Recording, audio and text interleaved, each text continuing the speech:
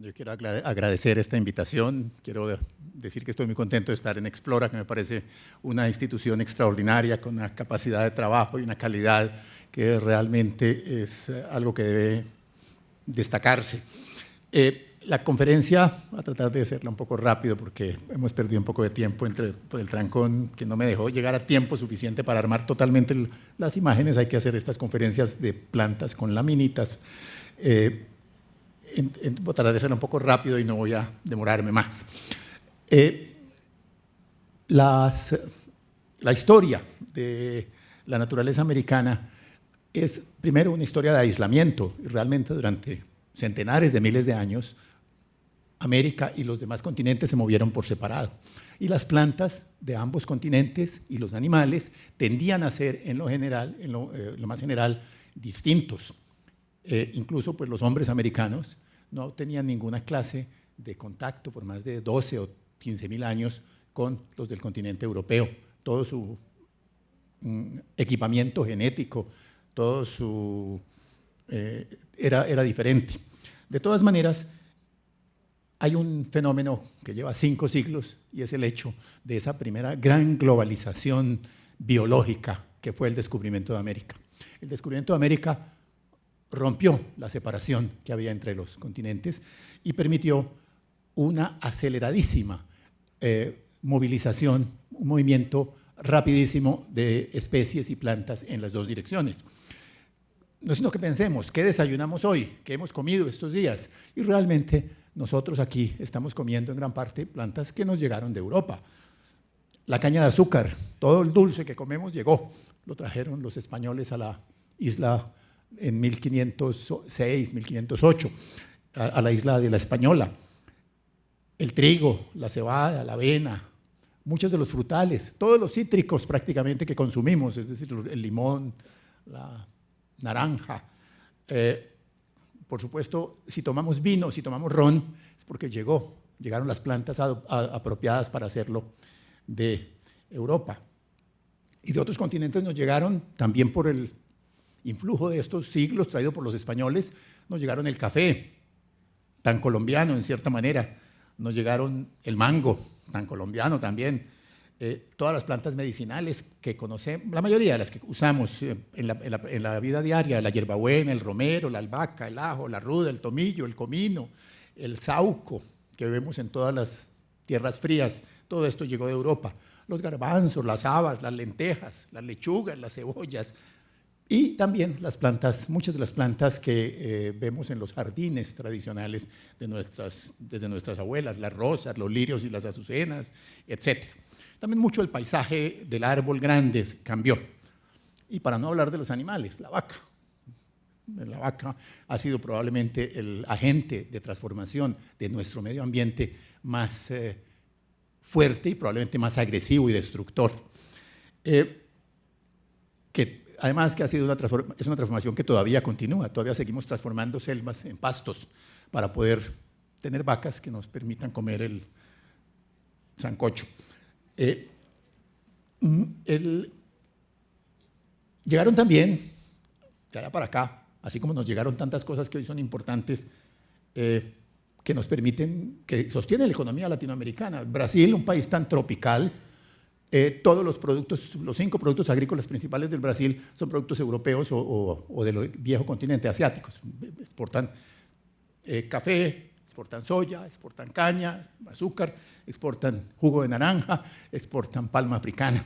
La agricultura brasileña no tiene nada que ver con el trópico precolombino, casi tiene que ver, la comercial, tiene que ver con las importaciones de este gran intercambio.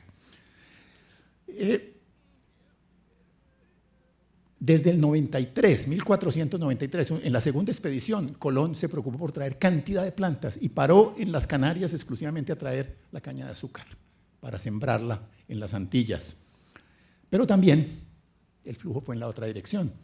Los productos americanos transformaron la vida de una Europa. Europa sería inconcebible sin lo americano. El maíz, la papa, los alemanes no comen sino kartoffel, es papa. ¿Cómo pensar en la comida de la comida de los italianos sin el tomate para la pasta, sin la pasta con el pomodoro? y por supuesto en el siglo XVIII nuestros especialistas locales, el padre Antonio Julián decía, tenemos que exportarle a Europa una planta que hará la felicidad de Europa, que será ideal para que esa gente tan dedicada a los estudios pueda tener fuerza y vigor, la coca. Esto yo sueño, decía el padre Julián en 1780, el día en que salgan de este país barcos cargados de coca para los europeos. Un hombre visionario. Y también, obviamente, el tabaco, otro de los vicios europeos, muchas de las palmas, otras llegaron de allá para acá, y las frutas, el cacao, la piña, la papaya, el aguacate, el zapote, la guanábana y la granadilla, que produjo tal fascinación en el siglo XVI y XVII. La granadilla la encontró, lo primero que la menciona es Pedro Cieza de León, que pasó por acá, por Antioquia en 1538, llegó a Cali, y en Cali habló de ella, que se la vio a los indios y dice que se podía chupar una fruta parecida a la granada, le dio un nombre español, que se llamaba maracón, algo así se llamaba entre los indios de los Estados Unidos, y hoy hablamos del maracuyá, que es hermano de esta, y fascinó a los europeos porque en 1580 algún escritor dijo, mire, tiene los clavos de la pasión de Cristo. Y hay unos dibujos extraordinarios de 1609 y 1610 donde se ve cómo la planta ha sido convertida en una representación de la pasión. Tiene la columna de la pasión, tiene la corola se convierte en la corona de espinas y los estambres y pistilos en los clavos de la pasión. Esto, por supuesto, necesitaba mucha credulidad, pero como decía el padre Acosta, mexicano del siglo XVI, siempre se puede poner un poco de fe para creer que esto ha sido un milagro, esta flor, la flor de la pasión, que ahora nos hablan de que Colombia es pasión. Colombia era el país de la flor de la pasión desde 1539.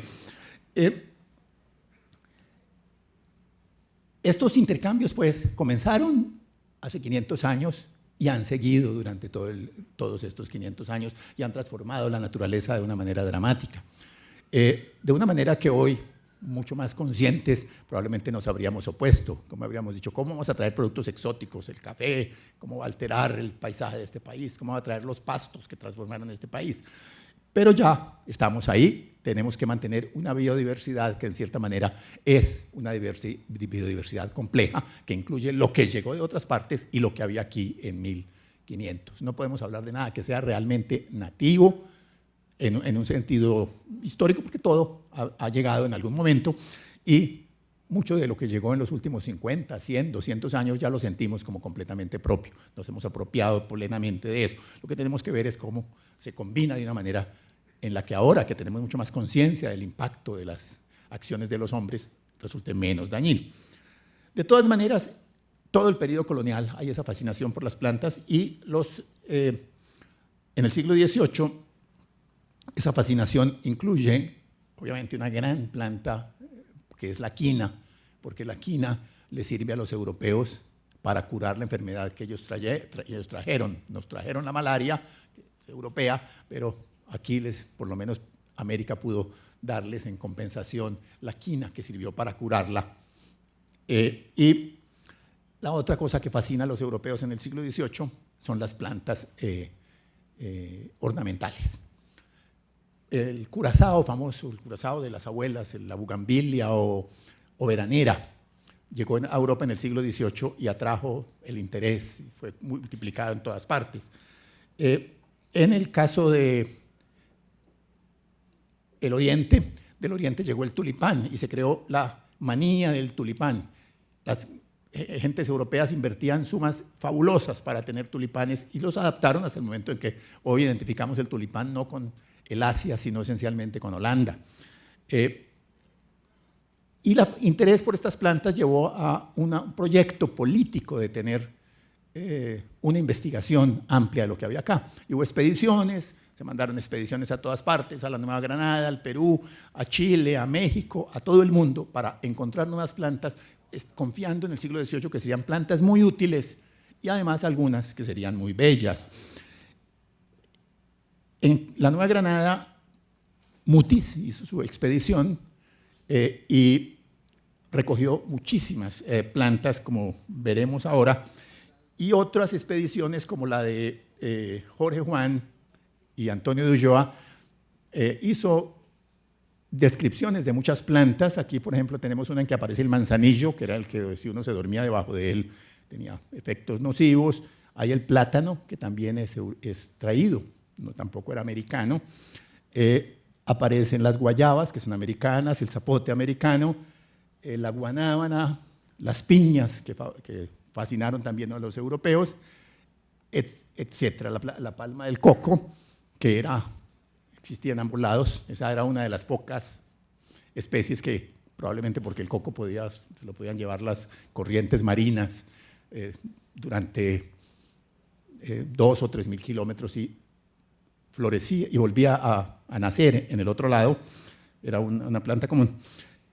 Y en esas expediciones se llevaron mucha planta curiosa. Voy a mencionar simplemente por lo extraño y lo paradójico. La expedición de Jorge Juan la expedición de Ruiz y Pavón se llevó una plantica americana muy modesta y humilde, que es la huasca, y la puso en el Jardín Botánico de Madrid. Y en el Jardín Botánico de Madrid alguien simplemente la facilidad de reproducirse se regó por Europa. Y hoy, si ustedes caminan por Europa y miran las plantas, van a descubrir que la huasca es más fácil de encontrarla en las calles de Berlín que en Bogotá. Todas las calles de Berlín, todos los jardines los senderos de Berlín están llenos de huasca.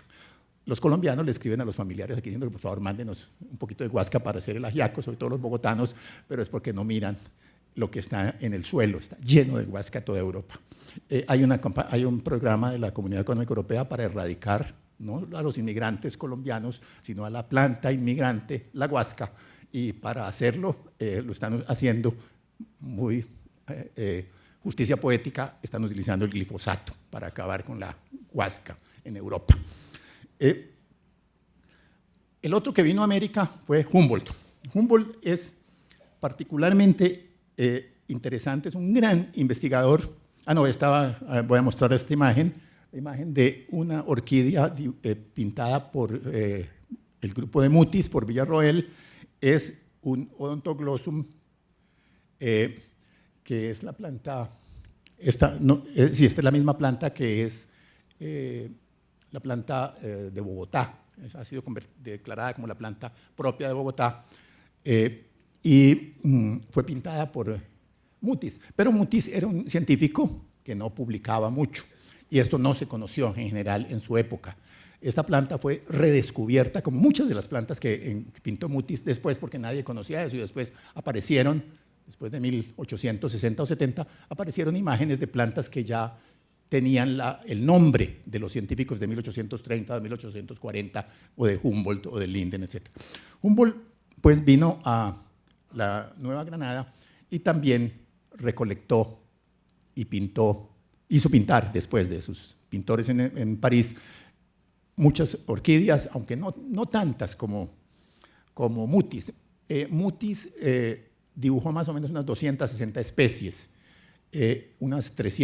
hizo dibujar unas 380 láminas que están ahora en Madrid, y que además se pueden ver en buena parte ya, afortunadamente, ya que no nos las van a devolver, aunque se lo llevaron en un acto de guerra en 1816, Pablo Morillo. Por lo menos ya las pusieron en internet y se pueden ver en muy buena resolución muchas de ellas. Humboldt llegó a Europa, llegó a América fascinado con el territorio acá, con la belleza, con un gran impacto. Decía: quien ha recorrido por sí mismo las zonas cálidas, siendo sensible para apreciar la natural belleza de las regiones montañosas, de las selvas y de los grandes ríos, quien ha tenido la oportunidad de apreciar la exuberancia y riqueza de la vegetación, quien ha contemplado el bosque primigenio, solo él es capaz de comprender qué campo puede abrirse al género de paisajístico en las zonas tropicales. Y señalo esto porque Humboldt no venía simplemente a estudiar la naturaleza, venía con una sensación de emoción estética, de emoción de aventura. Él decía: el peligro eleva el espíritu.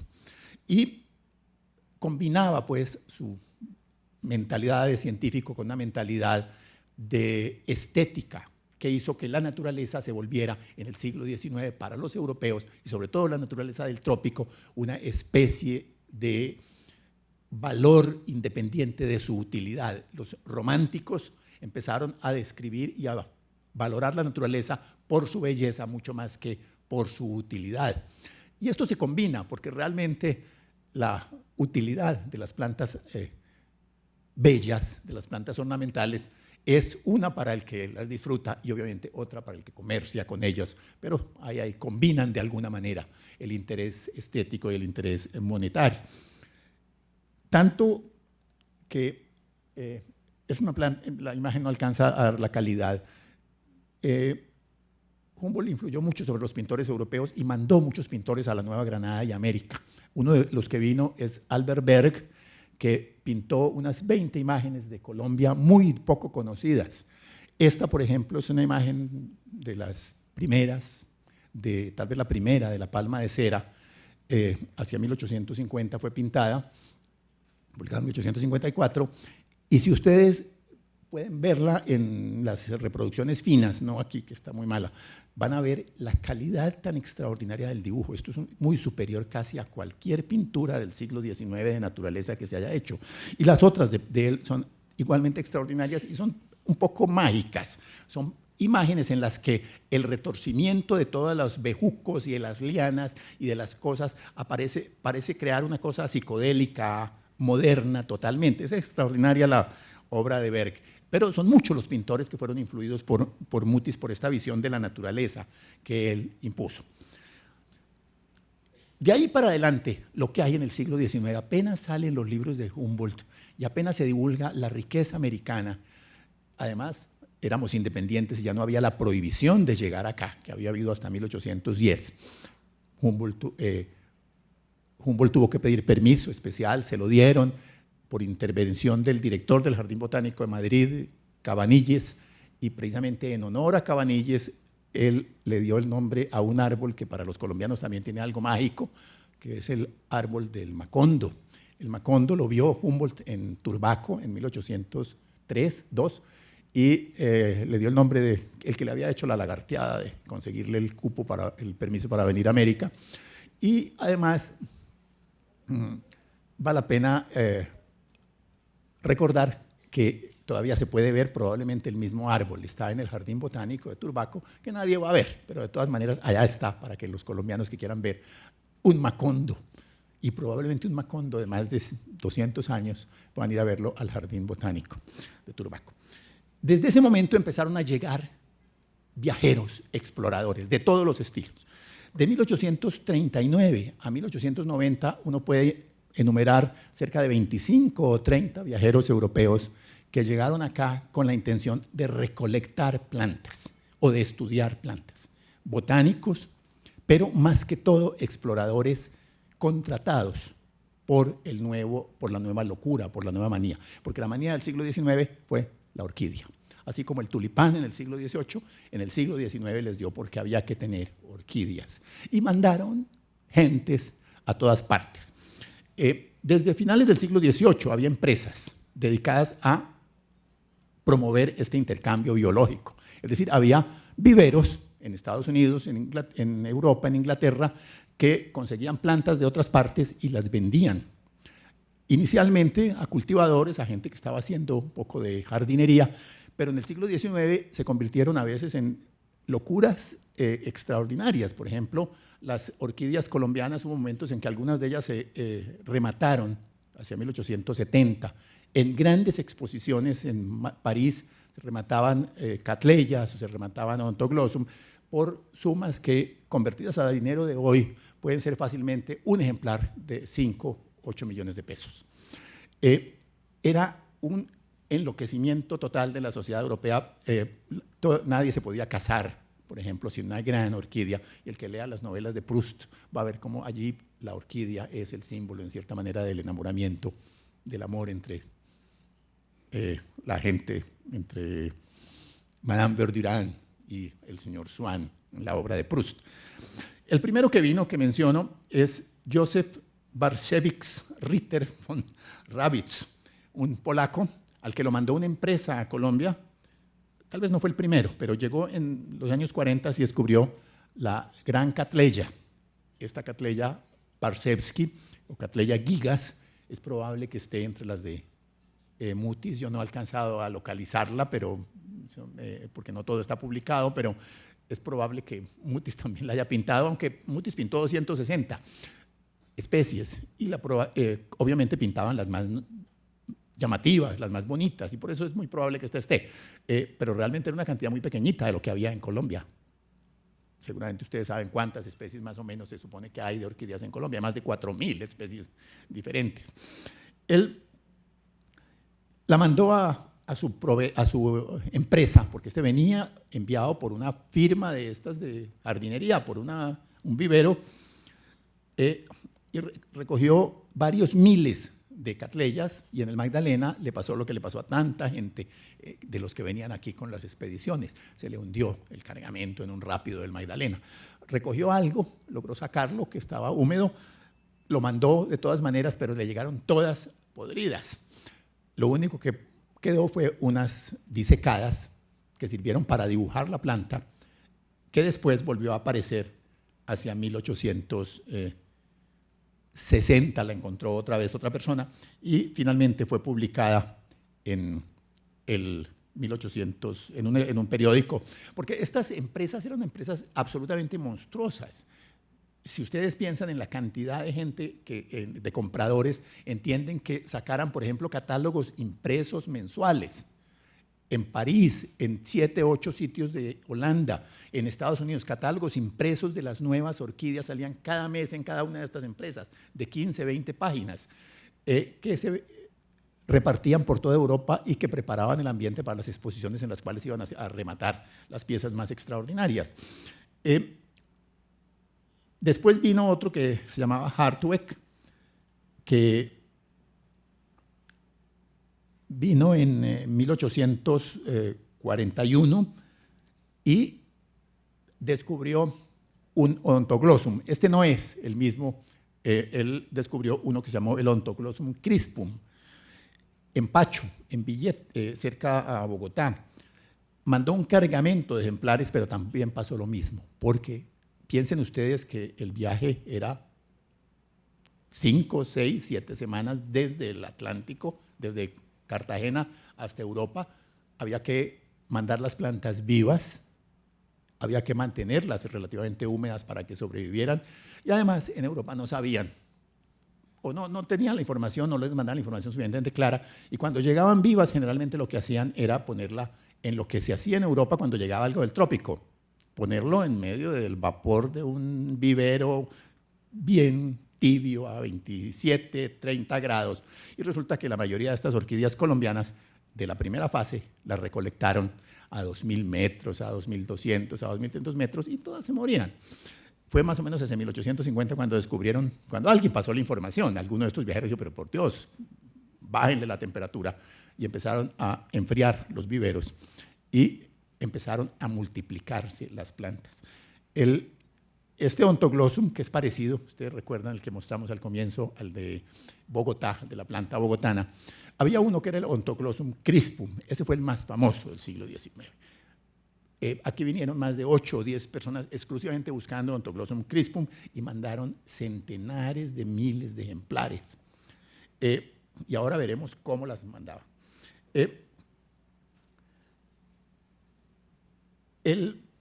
Por ejemplo, en 1878 una casa, William Bull, de Londres, anunció que le había llegado un cargamento de 2 millones de orquídeas.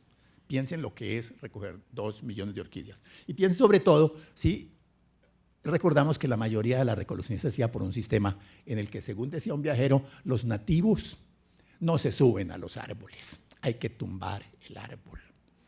En general se calculaba que por cada 5 orquídeas se tumbaba un árbol. Esos 2 millones de orquídeas pueden haber representado 300 o 400.000 árboles destruidos en el trópico, probablemente muchos de ellos, la mayoría en Colombia. Y hay descripciones extraordinarias de esto, de cómo se contrataba a un grupo de 40, 50, 100 peones empacho para coger Odontoglossum y tumbaban sistemáticamente un trozo, iban arrasando para poder enviar las orquídeas a Europa. Hay otros investigadores importantes, otros viajeros, uno más científico, Karsten, vino en los años 40 y 50 por sugerencia de Humboldt, pintó la palma de cera, este no es él, pero pintó una pasiflora antioquensis, estuvo en la Sierra Nevada buscando quinas y trabajó con Triana, el botánico colombiano. Y le pasó lo que le pasaba a tantos de estos viajeros. También después de recoger miles de especies en Túquerres, las llevó a Tumaco, y en Tumaco, como ocurre también con cierta frecuencia en Tumaco, hubo un incendio y se le perdieron todas sus plantas. Esto le ocurrió a muchos viajeros del 19. A Triana casi que le pasó lo mismo. Al irse a Europa le dejó un herbario a la Biblioteca Nacional con 28 tomos, y en el informe de 1914, algo así, el director de la Biblioteca Nacional dice: desafortunadamente no hemos podido volver a saber de ese herbario de que lo dejó el señor Triana aquí. Yo no sé si existe, de pronto existe y lo deben tener, puede que la Nacional lo tenga, porque hubo unos enredos entre la Biblioteca Nacional y la Universidad Nacional en el siglo XIX, pero no he verificado si exactamente el de Triana existe. Y mandó miles de plantas Triana a Europa. Y él fue a vivir allá y finalmente terminó de cónsul de Colombia y de promotor de la vegetación colombiana. Otro viajero importante es Linden. Es curioso que no exista una investigación importante, detallada sobre Linden. Hay un libro sobre él, pero no hay mucho sobre la relación con Colombia. Era un científico y un comerciante. Vino a los 17 años dirigiendo una expedición que fue al Brasil y estuvo varios años en el Brasil. La tercera expedición que vino a América, a la tercera que vino ya era un hombre curtido, tenía 27 años, y estuvo en Colombia 2 años y recogió muchas orquídeas, y al llegar montó un gran negocio.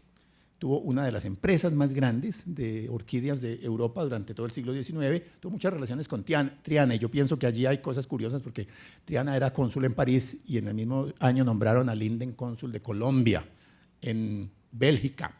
Y hay haber mucho negocio común, y probablemente Triana vivió en parte de apoyar los negocios de Linden. Y empezó a mandar gente a América. Él mandó muchos grupos. En el año 45 mandó Funke Schlimm. En el año después mandó sobre todo a Eduard André, que es el que vemos acá, pero en el año 75. Y montó una especie de imperio de la orquídea. Sacaba revistas de catálogos, revistas ilustradas extraordinarias. Ahora veremos algunas de las ilustraciones de él. El Journal des Orchides, Lindenia, Hortus Lindenianos, y después la ilustración horticole, y grandes libros de lujo, que eran otros los negocios, hacer libros con grandes ilustraciones para los coleccionistas.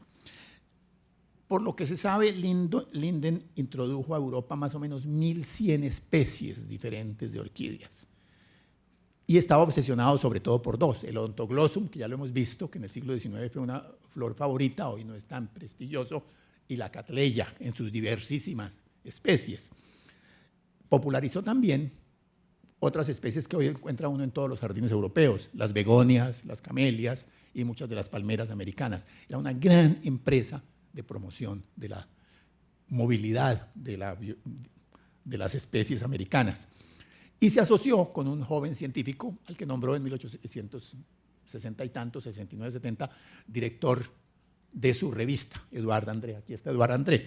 Eduard André lo mandó a Colombia en 1875. Él dice que, movido por el vehemente deseo de contemplar la naturaleza de los trópicos, deseo de hijo de mis antiguos estudios de botánica y de redactor de un periódico científico. Él era el redactor del periódico de Linden. Linden tenía catálogos comerciales y periódicos científicos.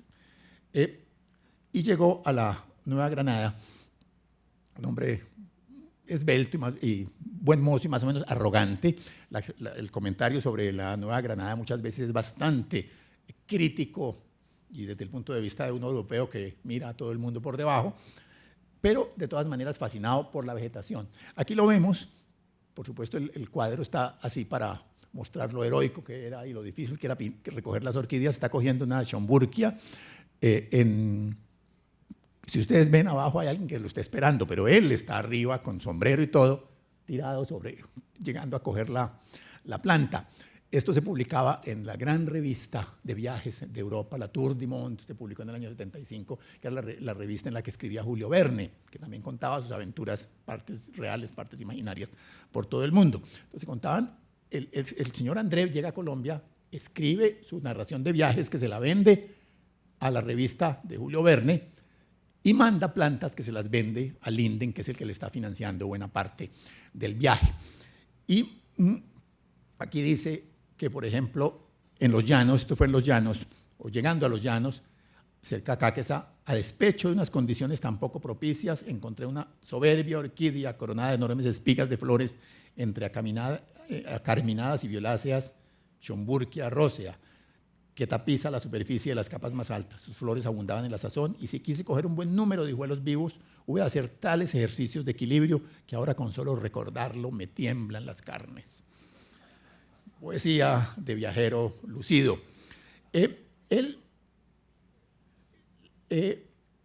Las descripciones de plantas, vale la pena leerlo, esto se consigue en muchas ediciones.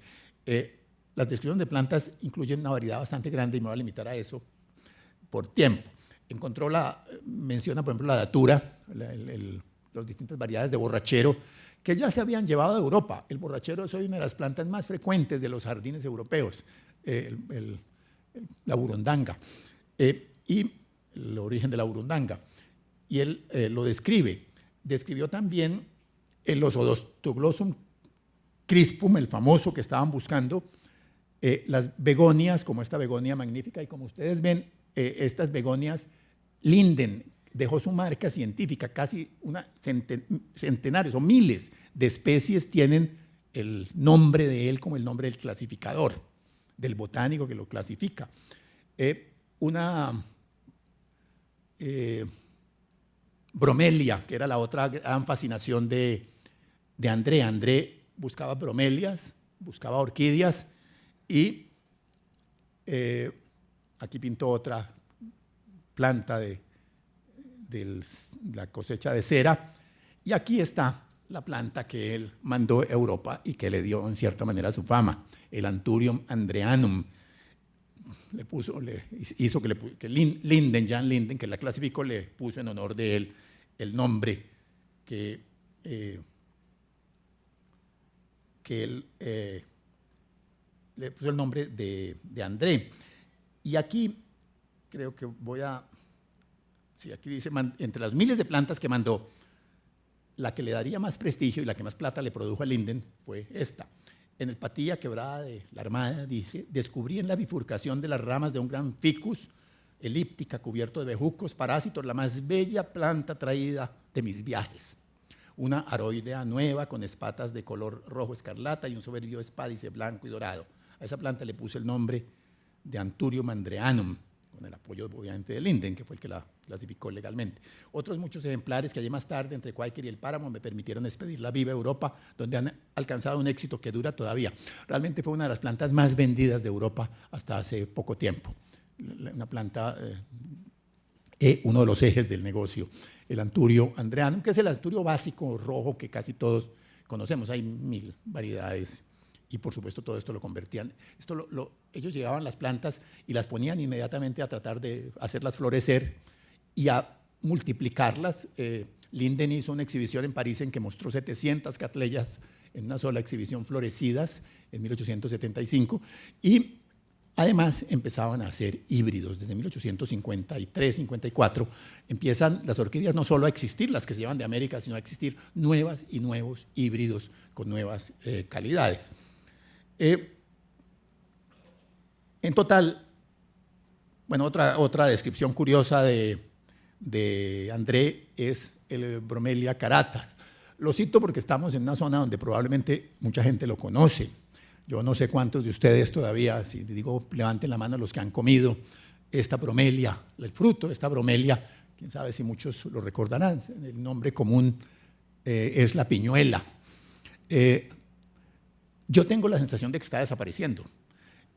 Había tantas piñuelas en el siglo XIX que hay ilustraciones de André y hay ilustraciones de otros viajeros en los cuales, y relatos en los que dicen que tenían que abrirse paso con machetes para poder pasar una pradera cubierta de piñuelas. Acá se vendía en los mercados hace 40, 50 años en Colombia, pero yo por pura curiosidad, desde que leí esto acá y en otros, pregunto en todos los mercados, ¿tiene piñuelas? Y hace por ahí unos 6, 8 años nunca he oído decir que un vendedor de mercado popular me diga, la conozco. Todo el mundo me dice, no, yo no sé qué es eso. Seguramente ustedes y acá en Medellín, que era un buen sitio, Barbosa y otras zonas de Piñuela, la conocen. La describió, entre otras cosas, Holton, otro viajero que llegó acá en 1850.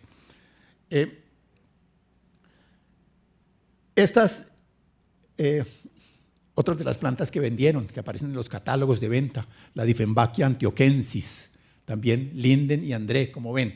Uno podría hoy mirar estos catálogos que tienen centenares, miles de imágenes del siglo XIX para reconstruir qué se llevaron de cada una de las regiones americanas, porque además en general tenían la información científica adecuada. La revista dice dónde fue recolectada, etc. Yo no sé si alguien ha hecho cuidadosamente esta investigación, probablemente se ha hecho para algunas variedades y especies por parte de los botánicos colombianos, pero desde el punto de vista un poco del proceso de los viajeros no creo que se haya hecho. Hubo también otros que llegaron acá, por ejemplo, yo no sé si alguien ha hecho algún estudio, yo traté de localizar información sobre él, no lo he encontrado, sobre Patin, o Pétain, Patin creo que debe ser francés, que vino a Antioquia a recolectar plantas hacia 1873, y que yo sepa no he encontrado ninguna referencia a él. Y Linden mismo, de Linden poco sobre sus viajes en Colombia.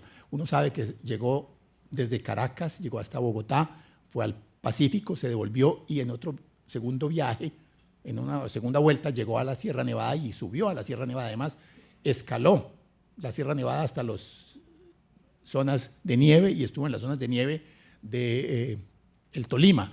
Eran viajeros absolutamente aventureros. Piensen que de todas maneras no había ninguna de las condiciones de viaje contemporáneas. Eran viajes en las condiciones más primitivas del mundo, andando entre la selva, buscando estas plantas y, por supuesto, haciendo los horrores de algunos, sobre todo, de destrucción de la naturaleza para poder hacer las recolecciones. El último que menciono de los del siglo XIX es Albert Millikan.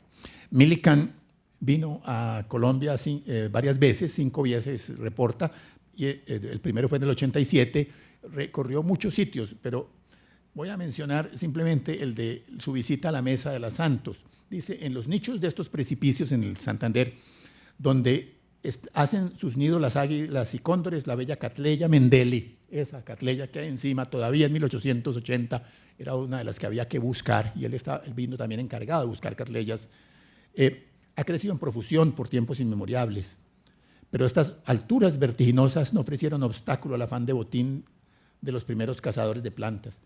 Con cabullas bajaron a sus ayudantes nativos y con cabullas subieron las matas por miles y miles. Y cuando hice mi visita, todo lo que pude ver de su antigua belleza y riqueza, esto está contando alguien que llegó antes que él, fue uno que otro desarraigado bulbo colgando en el aire de algún punto solamente accesible para las orquídeas.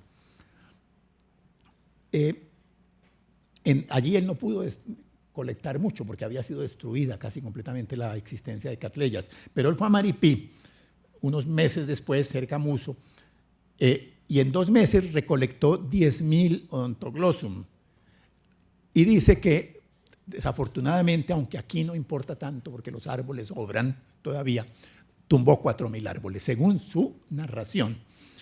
En estas inmensas selvas, donde unas pocas hectáreas de rosas se consideran un gran beneficio, los criollos valoraban mucho el desmonte, y donde si no se cuida se vuelve otra vez selva en 3 años, tumbar algunos miles de árboles no representa ningún daño.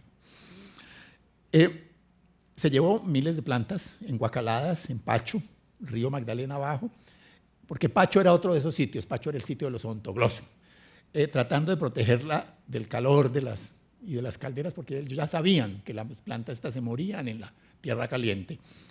Y pasando a Puerto Berrío, vio la tosca cruz de madera, arriba en la barranca, al borde de la selva, de la tumba de Henry Chesterton. Era otro que había venido a buscar plantas unos cuantos años antes, y de una casa competidora.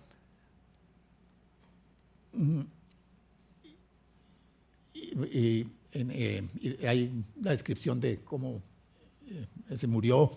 Él estaba en Puerto Berrío, no quiso quedarse, se metió de todas maneras al mar y al río. La gente murió. La tumba no tiene... Millikan se fue, siguió enviando cosas, volvió varias veces, y en Victoria, en 1899, Victoria Caldas, la Victoria Caldas, en 1899 se metió en una pelea de café, una pelea de cantina, y le pegaron 12 puñaladas y está enterrado en la Victoria. No es el único de estos viajeros que quedó en Colombia, fueron de los 18 o 20 que yo tengo enumerados, inventariados, de 1840 al año 1900, por lo menos 6 o 7 murieron en Colombia. Otros no se sabe si murieron accidentalmente. Otro, Lehmann, por ejemplo, se dice, una versión era que lo habían asesinado, otra fue que pues, lo ahogaron en un río, en el Timbiquí, otra fue que se cayó, etcétera, etcétera. Esta manía de las orquídeas no solo destruía la naturaleza, sino que también era bastante costosa porque las condiciones de esos viajes eran extraordinariamente terribles. Aquí se ve lo que era un amontonamiento, no se ve, pues la imagen no es muy buena, es del libro de él, de Odontoglossum, miles de Odontoglossum amontonados en el piso esperando ser empacados. El empaque tenía que ser extraordinariamente cuidadoso. Toda esta la técnica se fue diseñando, mejorando, las envolvían en zinc, las cajas, imagínense ustedes. Esto era una tarea muy complicada en las condiciones del siglo XIX. Voy a terminar mencionando simplemente que esta manía recolectora, tanto científica como aventurera, no terminó en el siglo XIX, sigue en el siglo XX. Y voy a mencionar dos personas de gran valor científico, para terminar, por lo menos evocando dos grandes investigadores. Richard Schultes.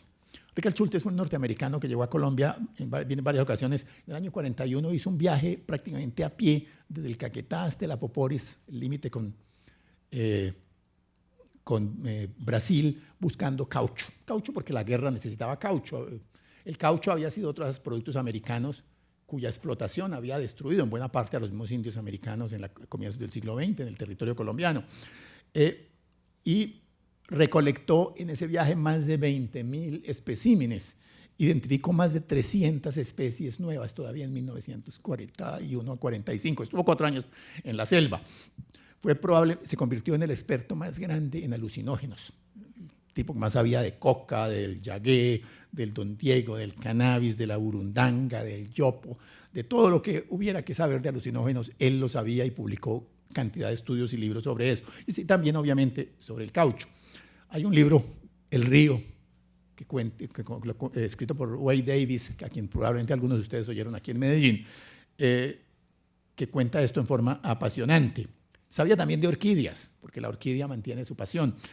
Durante años dirigió el Museo de Orquídeas de Harvard, y cuando estaba en este viaje encontró una orquídea llamada la orquídea azul, que la habían encontrado curiosamente, estas cosas se repiten, en el Apoporis. Cerca del Apoporis la había encontrado Humboldt y Bonpland en 1801. 150 años la habían visto por primera vez y la habían descrito al llegar al Caciquiare. Y nadie más la había vuelto a ver hasta 1850 y pico, cuando la vio el gran maestro intelectual de Schultes, que llamaba Spruce, que fue un viajero que estuvo en el Brasil y subió hasta por el río Negro. Y en 1939 la vio otra persona que era amigo de Schultes, un español, Cuatrecasas, que había vivido aquí en Colombia, en Palmira. y la versión de Schulte, de Spruce había sido publicada en 1916 y Schulte la había visto y estaba fascinado con ella. Y la cuarta mención de haber encontrado esta orquídea se la tropezó él en el Casiquiare, en el mismo sitio prácticamente donde la había visto Humboldt. Schultes siguió estudiando todas estas cosas, fue el director del programa de coca de los Estados Unidos cuando no les interesaba perseguir la coca, sino averiguar cómo era la coca. Su obra es una obra extraordinaria en relación sobre todo con todas estas drogas de los dioses, como él las llama, las drogas de los alucinógenos. El otro es Víctor Manuel Patiño. Era un técnico agrícola de un pueblito vallecaucano de Zarzal que terminó convertido, en mi opinión, en el más importante científico natural del siglo XX en Colombia. Tuvo tiempo para recorrer varias regiones del país buscando palmas, yucas, maíz. André estaba maravillado de haber visto 13 especies de maíz en un mercado en Colombia en 1875. Patiño, tratando de salvar la diversidad genética del maíz, hizo una recolección en varios meses en que consiguió 6.000 muestras, que las mandó a Medellín, aquí deben estar. Espero que estén muy bien conservadas. Y también, como todos estos botánicos, le gustaban los jardines botánicos y fue el que organizó el Jardín Botánico de Cartagena, el de Turbaco, en el cual está el Macondo, en el cual estuvo Humboldt. Y organizó también otro de los mejores jardines botánicos de Colombia, que es el de Tuluá, sobre todo por lo generoso y espacioso. Y que además, como tantos de estos científicos, a pesar de que era mucho más cuidadoso con no traer cosas exóticas, fue el que promovió la venida a Colombia e impulsó más la llegada de dos productos exóticos que ya se cultivan mucho en Colombia, el té, en el Valle del Cauca, y sobre todo la palma africana. En los años 40 él sugirió que se trajera palma africana para la producción de aceite. Hoy es una de las exportaciones colombianas, como el café, otro producto exótico. Y la caña, que también es otro producto exótico que exportamos. Además, investigó muchas plantas y algunas llevan su nombre. La que más puede interesarle hoy a muchos de los colombianos, porque se ha llenado de mitos, como la orquídea. La orquídea era originalmente la planta entre los griegos que era el símbolo de la fertilidad. Entre Colombia, ustedes saben que popularmente el símbolo de la fertilidad es una planta que se llama el Brojoa patiño, por Patiño, es el Borojó. Y fuera de estas investigaciones, estos viajes que siguen prolongando esta fascinación de la exploración de la naturaleza, del conocimiento, tuvo tiempo para hacer más o menos unos 40 libros, en los cuales yo creo que puede uno aprender casi todo lo que se sabe hasta ahora de la vegetación y de las plantas de Colombia. Estos científicos, como Patiño, como Schultes, ya superaron un poco la explotación enloquecida e irracional del siglo XIX, pero de alguna manera todos ellos han ayudado a que conozcamos esta naturaleza que hay que hacer lo posible por tratar de mantener y de conservar en la mejor manera posible. Muchas gracias.